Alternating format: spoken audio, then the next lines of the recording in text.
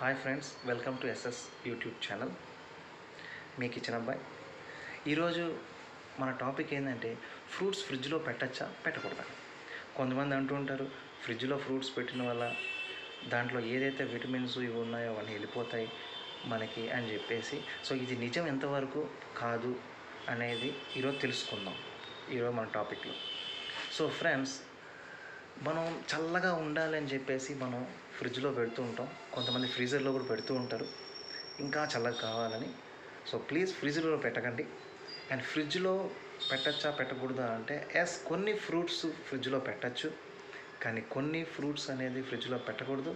పెట్టిన వల్ల ఏమవుతుందంటే దాంట్లో ఉన్న పదార్థాలు అనేది ఆవిరయ్యేదానికి చాలా ఛాన్సెస్ ఉంటాయి. ఎందుకంటే కొంతమంది కట్ చేసి పెడతారు, లైక్ పుచ్చకాయ కానీ ఈ యాపిల్ ఇలాంటి కొన్ని ఐటమ్స్ కొంతమంది చల్లగా ఉండాలని కాసేపటికి అవి కట్ చేసి పెడుతూ ఉంటారు, డబ్బాలో పెడుతూ ఉంటారు.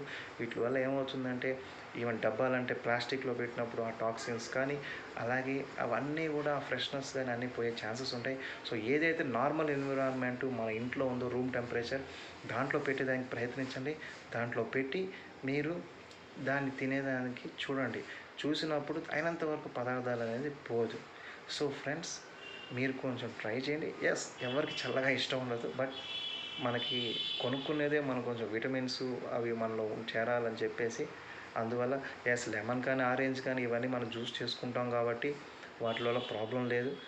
But still try to avoid keeping them inside fridge. Thank you friends.